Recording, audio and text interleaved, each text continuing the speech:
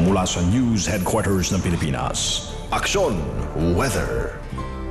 Magandang umaga, nagbabalik ang Aksyon Weather katatapos lang po ng isang press conference na ginanap sa Pag-asa para bigyan tayo ng live update. Nandun ang ating fellow weathercaster na si Franz Noguera. Franz, anong balita dyan? Joseph, katatapos nga lang ng press briefing dito ng isinagawa nga ng isang weather forecaster ng Pag-asa at ayon nga sa kanila, nananatili sa severe tropical storm category itong si Butchoy kahit lumakas ito. Nasa 110 kilometers per hour na ang lakas nito habang tumatahak nga ng west-northwest na direksyon sa bilis na 15 kilometers per hour. Ayon sa Pag-asa, hindi nila nakikitang may mata na kasi itong bagyo at wala pa rin namang mga senyales. Yung hangin niya hindi pa rin naman umaabot dun sa typhoon category kaya hindi pa nila ito idinedeklarang isang typhoon. Pero malaking araw ang posibilidad na ito ay maging isang ganap na typhoon. Maybe later this day o kaya naman ay bukas. Nasa dagat pa kasi ito at napaka-conducive ng environment para nga lumakas pa itong si Butchoy. May high pressure area na nandito sa kanyang itaas ngayon.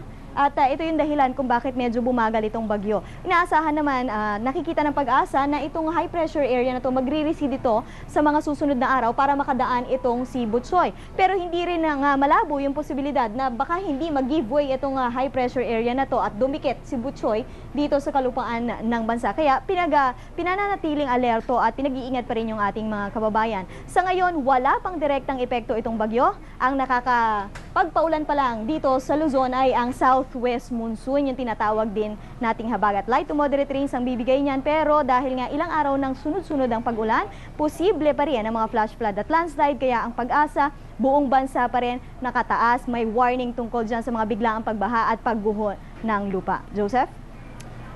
Franz, isang tanong lang, no? Hindi ba naging parang conservative naman yung Pag-asa dahil batay nga sa Joint Typhoon Warning Center, typhoon na ito kanina pang madaling araw at maging sa iba pa nga kahit sa NOAA ay typhoon na ang category nito. Pero ba't sa atin parang medyo conservative ata yung Pag-asa? Ayon sa Pag-asa, iba kasi sila ng criteria sa pagkuha, sa pag-categorize ng mga bagyo. Sila, every 10 minutes, yung kanilang pagkuha ng average na lakas ng hangin ng bagyo. Ito namang mga joint agencies, Met agencies, other international agencies, every 2 minutes. Medyo maliit yung oras, yung interval ng oras na kinukuha nila yung average, kaya nagbabago-bago. Medyo malaki yung 10 minutes kung ikukumpara mo dun sa 2 minutes kung saan kumukuha ng average. Joseph? Last na lang, Franz, no? Hanggang kailan natin mararamdaman yung epekto nitong si Tropical Storm Butchoy, lalo pat medyo bumagal ito sa 15 kilometers per hour?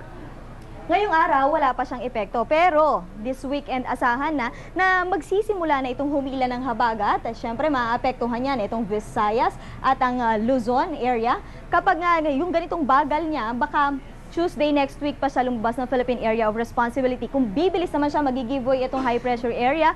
Bukas or sa Monday, ito lalabas ng PAR. Joseph?